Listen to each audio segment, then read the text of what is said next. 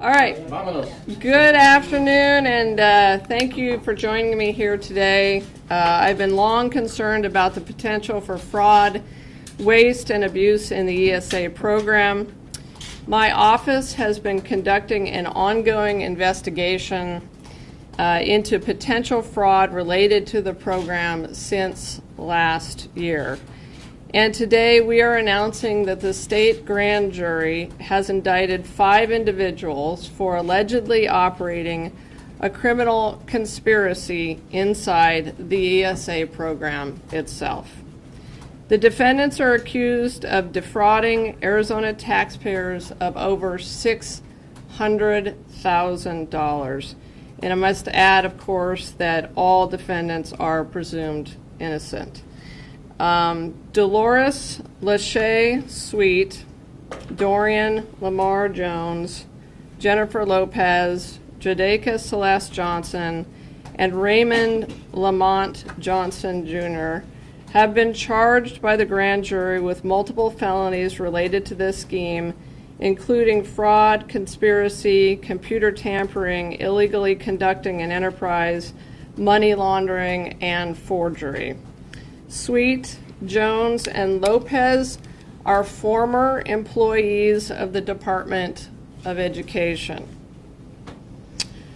The Johnsons are the adult children of Ms. Sweet. These individuals allegedly conspired to obtain funds and/or property from the ESA program for their personal use. The defendants allegedly approved ESA applications for minor students, real and fictitious, admitting them into the program by using false, forged, or fraudulent documentation. For instance, fake birth certificates and falsified special education evaluations were used by the defendants to obtain ESA funding. And if we go to the next slide, we have an example. Well, slide after this, we'll come back to this. This is an example of the fake birth certificate that was used by the defendants. We have all 3 here on the screen. If we go back a few slides, we will show you an example. This slide is an example of the falsified special education evaluation that was used to obtain higher amounts of ESA funding, because as you all know, if you obtain a special education determination, you can achieve higher amounts of voucher funding.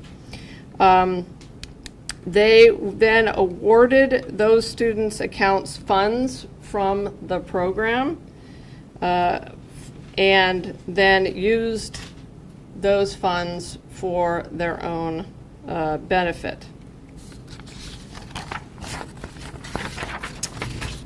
To put it simply, they created ghost students with forged birth certificates, children that didn't exist, and gave them fake disability diagnoses that would make them eligible for larger funding amounts.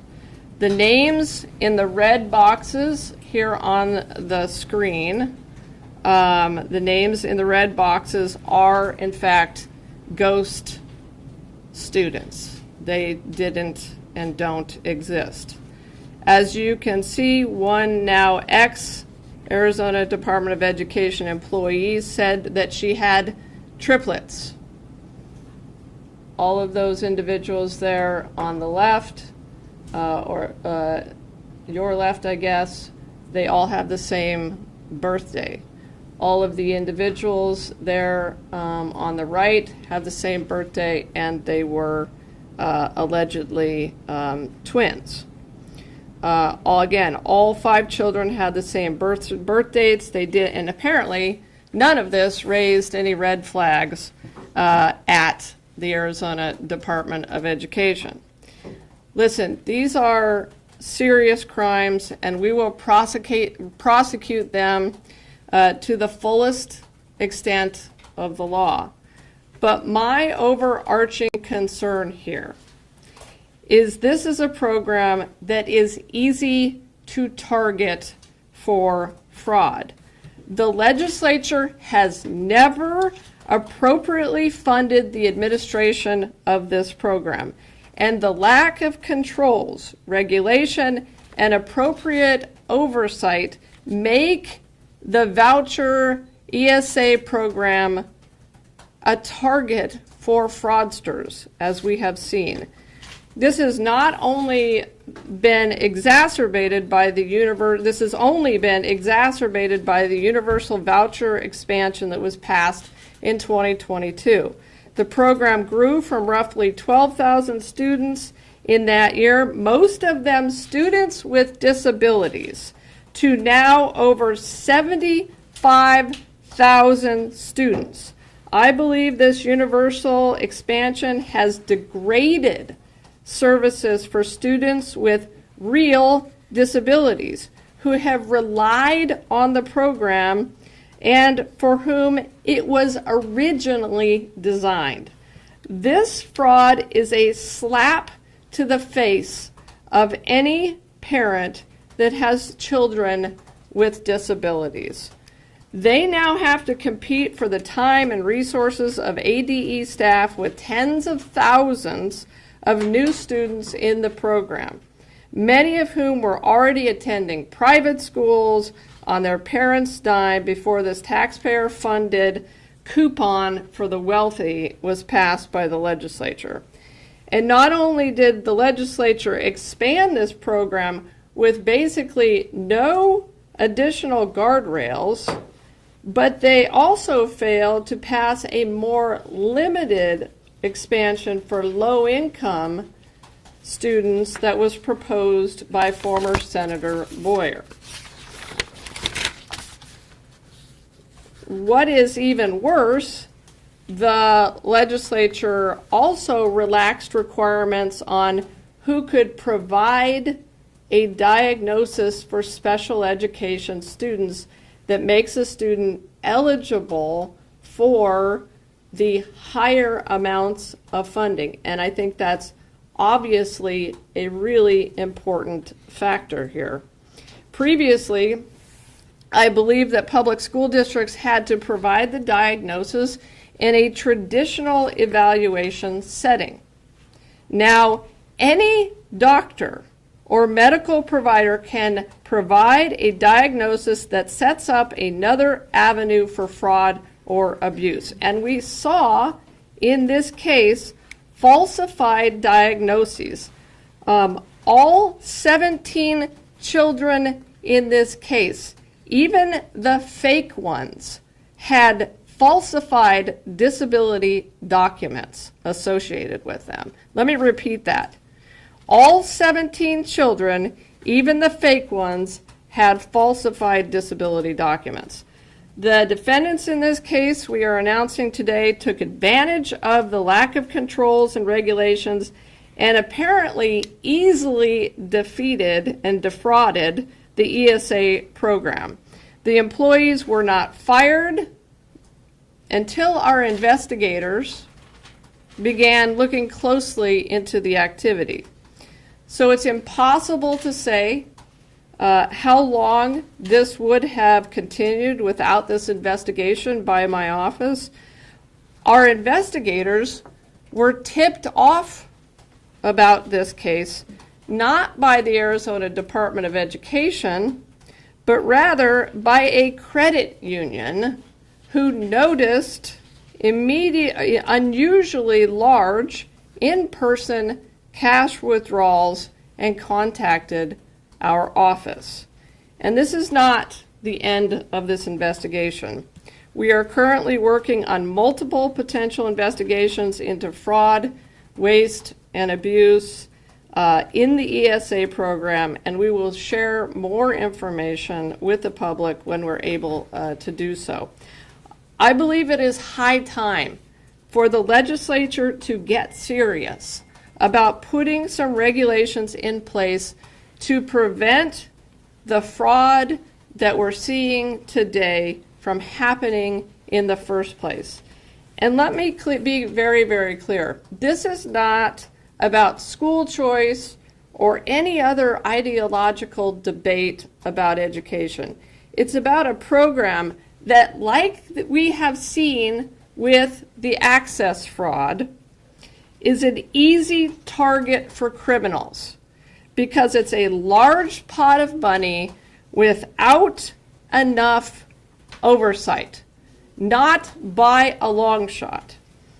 And while we face a $2 billion deficit in this state, and while our schools and teachers are struggling to maintain salaries and have their salaries increased, and while law enforcement, including the brave men and women who work in this building, are struggling with shortages as well, the majority party in the legislature is seemingly fine with this fraud happening because they have passed literally no legislation to regulate and provide oversight of this program.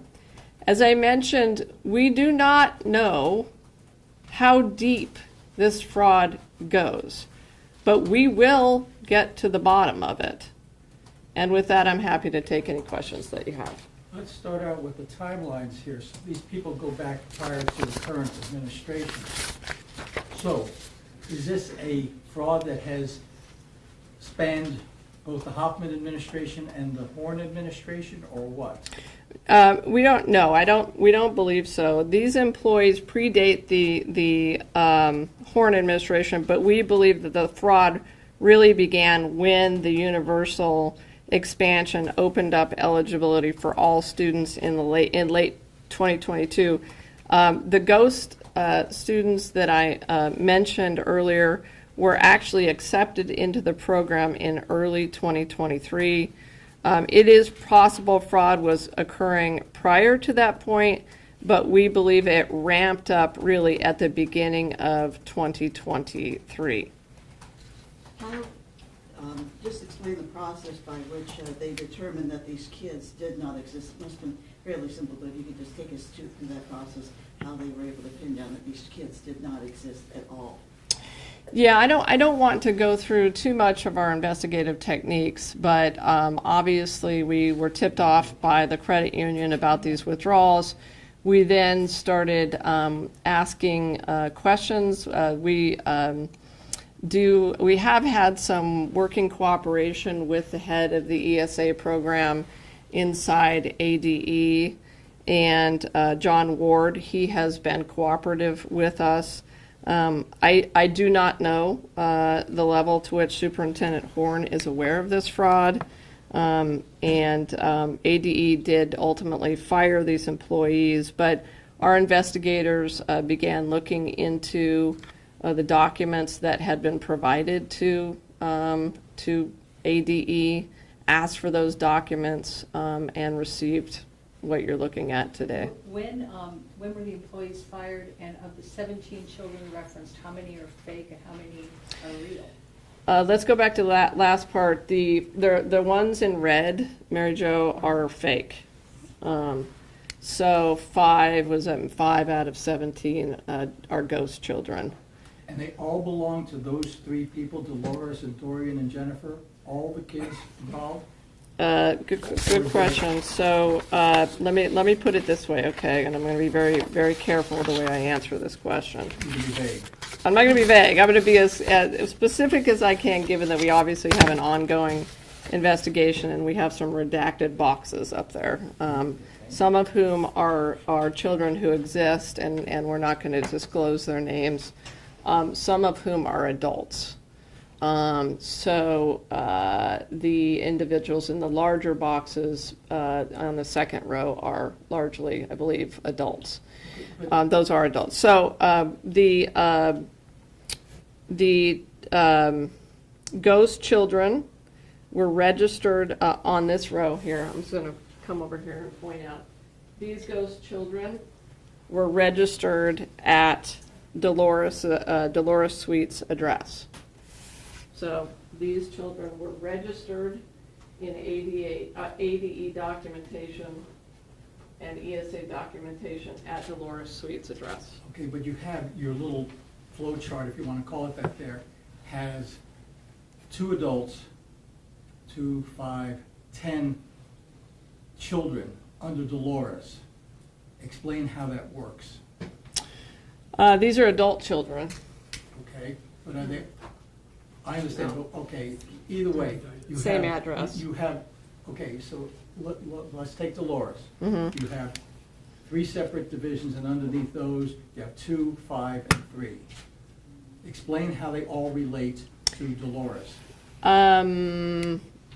Well, as I said, the ghost children beneath her, I believe all 5 are registered at the same address Yeah, I'm as talking Dolores. about the black boxes. I- Do you want to answer? All 10 All 10. Okay, are registered at Dolores' address. Okay. okay.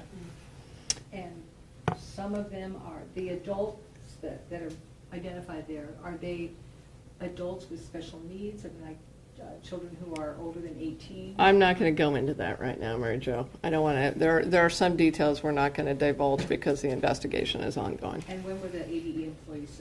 Yeah, you wanted to know when they were terminated in the fall of, I believe, 2023, if I'm not mistaken, the fall of 2023. And I think I might be able to get you a date.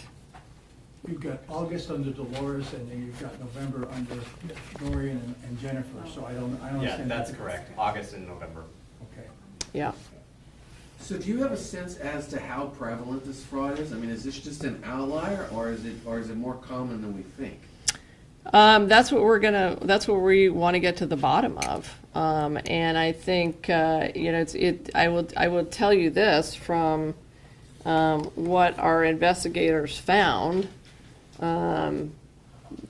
There are very few controls and very little accountability in terms of analyzing birth certificates at the Department of Education, at analyzing determinations of disability. And one of the issues is, does ADE even have the resources right now to analyze those birth certificates? Let me go back. I want to go back to the birth certificate.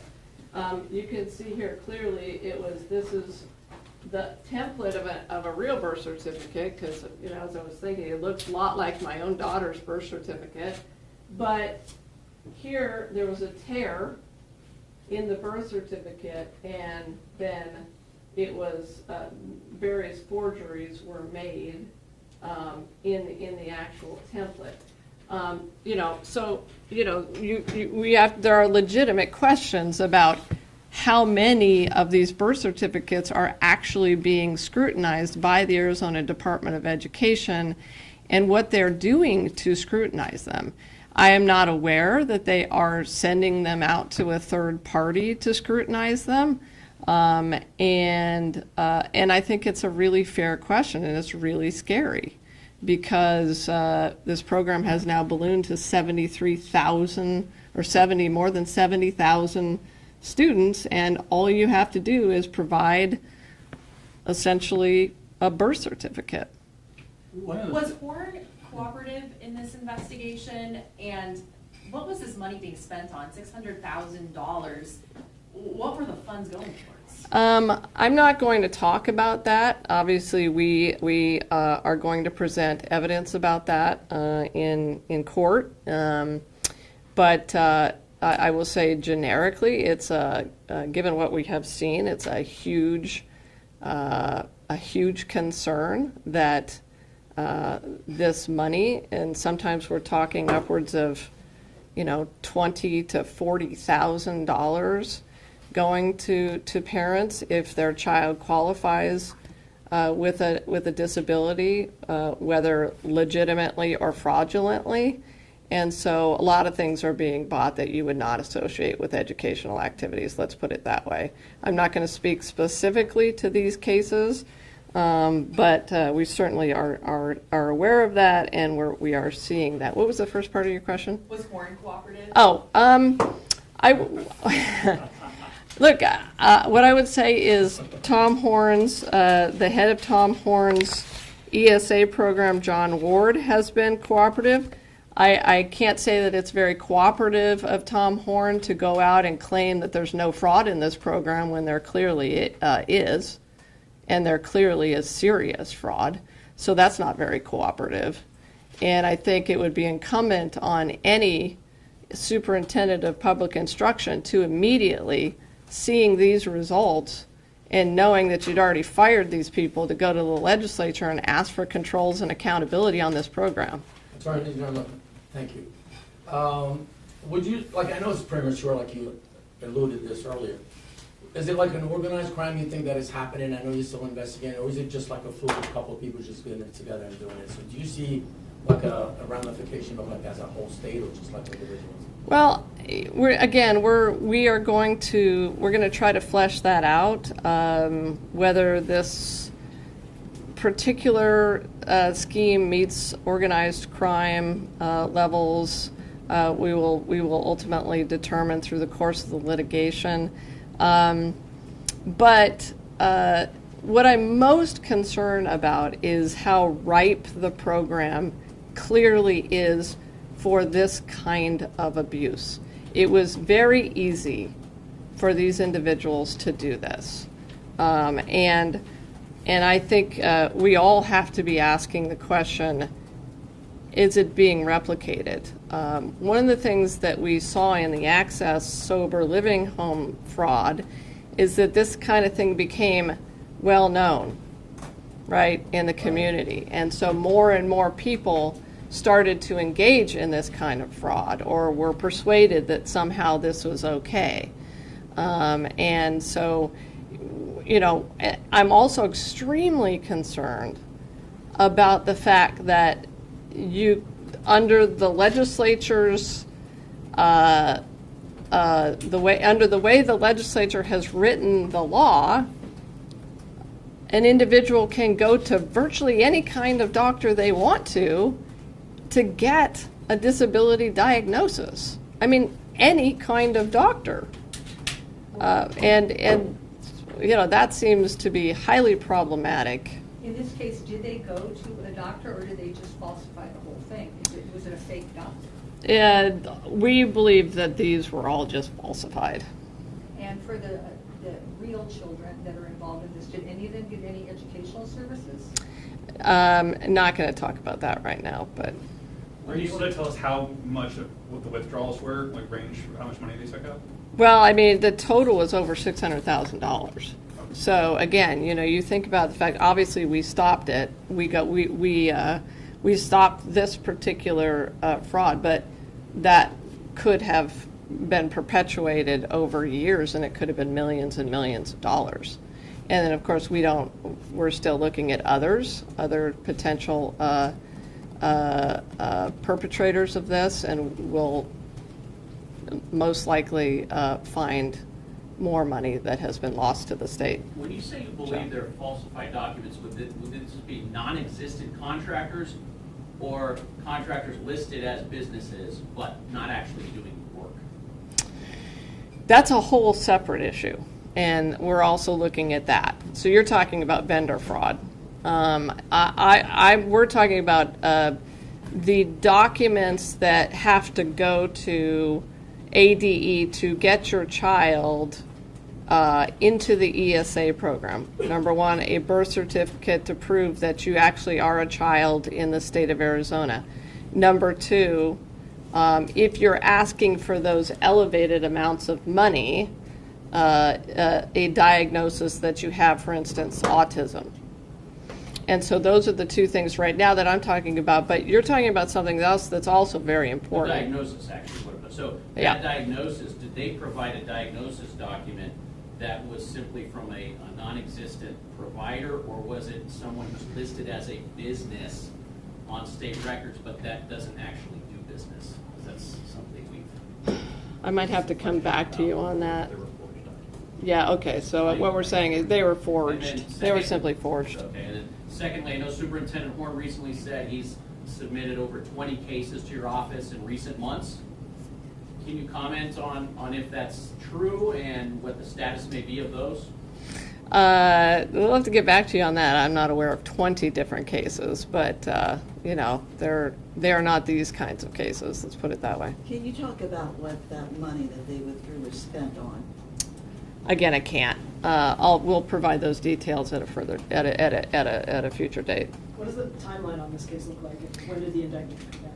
The indictment came in on Monday, I believe, on this Monday, and I don't want to set a timeline. You know, we will work our way through the case. Okay. Is anybody in custody? Have they been arrested, served, whatever? What's They the have status? been served. Okay. Is there a date for an initial hearing? I have to presume. March 28th, I'm being told. Okay. Yep. What's the penalty on these kind of charges? Well, they're felonies, and so we'll discuss that at a later date and in pleadings and filings. As we understand the program, money is not dispersed to parents until ADE has determined that what they're asking for is a proper curriculum or proper educational tool. So, I mean, they weren't just handed $600,000. There had to be some, I mean, are you able to tie it to what service or what curriculum or what tuition they were? I don't think that was a big part of the calculus. Well, okay, but You're saying they submitted the paperwork and they just got a check? Uh-huh. These people were working in the program and approving it. So these were, remember, these were employees, right? That's the disconnect. These were employees who were just approving it themselves. So they worked for the ESA program, they committed the fraud, and they were approving it themselves? Correct. Okay. How easy is that? It's pretty easy. It's pretty easy, especially when you have no controls on the program. Exactly. I know you can't speak to what the money was spent on right now, but is it accurate to generally say that these were frivolous purchases, luxury purchases, perhaps? I'm going to characterize them as luxury purchases. Yes. Another question from somebody who hasn't asked already. Yeah. So I know we can't get too into timeline, but you mentioned speaking with John Ward, but I do know there was a change in ESA leadership in 2023. So was there any communication with the prior ESA director, or was this just with Ward? I think it was just with Ward because I believe, subject to check, that the investigation, we were notified by the bank after that. So so I would say, yeah, Ward has been supportive and has provided all documentations to us so far. But like I said, we will do whatever we have to do and use whatever legal tools we have to use to continue to dig into this. To be clear, when did this start, this investigation? August of 23, yeah. And were these 5 people working together, or they're separate instances? Were they all working in collaboration with each other? We believe they were, yeah, Working together? yes. Did they have a relationship, or was this co-workers? They were Co-workers? co-workers, yeah, to that extent, yeah. we're going to get copies of the indictment. They're in your inbox, Howie. They're already in your inbox. Well, that's great, and I can print it out as soon as I get back to the office and look through it in detail, and then ask the questions then, as opposed to being able to ask them now. Yeah. He got you, that was good. We're full service around here. And we pay our welfare. Clarify, these Yes, cases, Barbara. Began after, and I remember I was there when Governor Ducey signed the Universal ESA bill. Can we assume this happened after, all these things happened after the summer of 2022? Or could the activity start before then? I think I would characterize it as it started after. I mean, we really think the fraud started after the universal expansion. It's possible that there was fraud prior to that, but really this level of fraud started after the universal expansion and after the failure of the legislature to put any real controls and accountability in the system. And so that leaves the Attorney General to be the one providing accountability and providing oversight and policing this program. And I promised the people of Arizona that I would do that. That's not the best way to go about this. That is not the optimal way to go about this. The optimal way to go about this is to, number one, not have a massive program that is ripe for abuse, and number two, to have controls in place that prevent fraud in the first place. And that is not what we have right now in the voucher / ESA program. So I apologize if this is redundant, but so you said the investigation started in August of last year, right? And so did that termination, that from of these employees, that came once the investigation started, or were they terminated and then the investigation started? Termination after? Yeah, after. Okay. It was after the investigation. And again, we were not, the referral was not made by Tom Horn, it was made by a bank.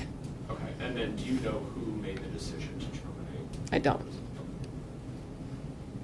You'll have to ask ADE about that. So should we expect more to come on the, Yes. where you'll unveil the black boxes? Yeah, there'll be more to come in this investigation. And there will be more to come in terms of our office trying to get to the bottom of how deep this fraud goes, both on the disability determination side and on this birth certificate angle. So I think that's two important areas. And then there's the potential vendor fraud as well. Well, that's where we're coming down to. You know, we've all seen the reports of the massive Lego toys, the ski trips, the sports stuff, which now gets into a judgment call on what is, because, schools have gymnasiums, schools have field trips. So is there an active investigation going on as to the expenditure of the things that have been reimbursed?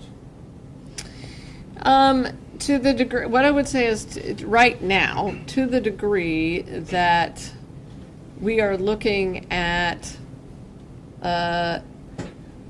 fraud in the system related to children who don't exist or who got fraudulent diagnoses. We are looking at what was purchased with all of that money. But I think to your point right now, the way the law is written, it feels as though almost anything goes. And that is egregious and outrageous. Again, I think it's a slap in the face primarily to the parents of children living with autism or with disabilities, because that's where this program started. And, my sister is a teacher in California who teaches children living with autism. This is an extremely difficult area for instruction. And in my mind, autism can be taught, or children with autism can be taught in the classroom, but it can also be taught using these ESAs. But that is not what it is right now. It has ballooned way beyond that. And so what I hope is the legislature takes this information and comes to the realization, finally comes to a conclusion that we all can see, that every Arizonan can see, which is that the program they've set up is ripe for abuse. And that their job, their number one job, is to be good stewards of the taxpayers' money. Obviously, I am trying to do that by prosecuting these cases, but they need to design a better program. I I have one more question. I'm reading through this indictment right now, and I know you said there was possible fraud that could have taken place before early 2023, but it says in here during period of time beginning on or about October 14th, 2021. What was the determination of that being the start date for that range? I may allow our agents to answer that question, but, or through, I think it was, we'll get you an answer in a second. It's when the first child was signed up. Oh, it's when the first child was signed up. That's a real child. A real Real child. child first time. Okay. Yeah, Okay, we're exactly. gonna have to wrap it up now. Okay, all right, thank you, guys. Well, Thank you. One more question. One more, okay, one more. Just real quick, so those three were working for the ESA program, and then her two sons under Dolores Sweet, what was their role in it? Sweet's. I'm not gonna go into those details today. We'll get you more information down the road about that. That BLI also would try to figure out where the parents, are those black boxes, are they supposed to be the parents? We can't comment on that. Can't comment on that yet, so, sorry, Thank Barbara. you so much, All right, thank you, everyone. guys. I'll help get everybody out. Fun as always, dear. I know.